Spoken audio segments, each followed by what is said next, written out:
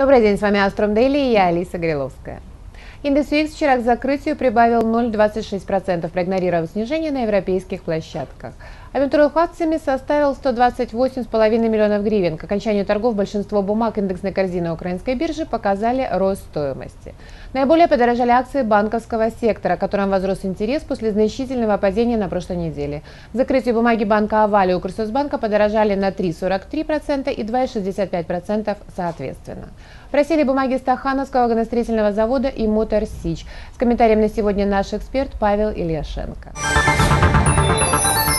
Сегодня утром можно говорить о том, что фьючерсный индекс S&P 500 растут фактически четвертый день подряд, если говорить о росте от открытия до закрытия торговой сессии. При этом сегодня утром ситуация по сравнению с утром понедельника зеркально противоположная. Если в понедельник ближе к открытию торгов на европейских площадках настроения игроков планомерно ухудшались, то сейчас они улучшаются. И, собственно говоря, и рост фьючерсных индексов S&P 500 увеличивается. При этом масштаб роста фондовых индексов в странах Азии все еще остается достаточно скромным, что говорит о том, что у покупателей нет сильного перевеса в балансе сил на финансовых рынках.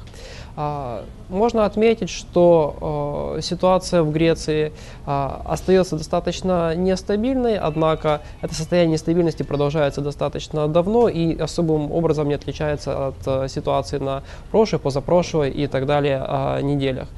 Таким образом, участникам украинского рынка акций следует подхватывать волну роста оптимизма, но при этом ориентироваться на то, что как и вчера, нам не следовало ожидать сильных продаж, несмотря на умеренно негативный внешний фон, так и сегодня, несмотря на умеренно позитивный внешний фон, не стоит рассчитывать на значительный рост стоимости акций, тем более не стоит рассчитывать на существенное увеличение торговой активности.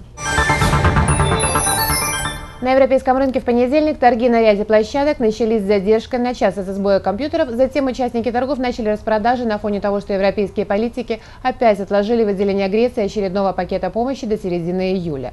При этом министры финансов еврозоны потребовали от правительства Греции большей решимости в сокращении расходов. Dow Jones Stock 600 потерял за день 0,53%. Самую слабую динамику в Европе продемонстрировал банковский сектор, который потерял 0,9%. А бумаги Королевского банка Шотландии подешевели на 4,4%.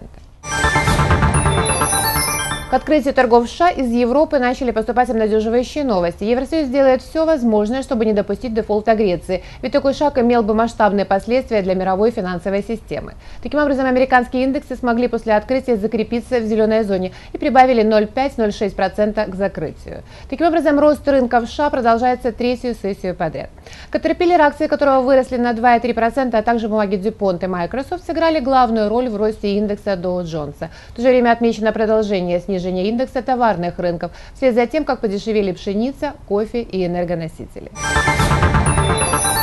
Нефть торгуется на уровне выше $94 за баррель. За унцию золота дают $1543. Это были все новости к этому часу. Желаю вам хорошего дня. До встречи в следующем выпуске.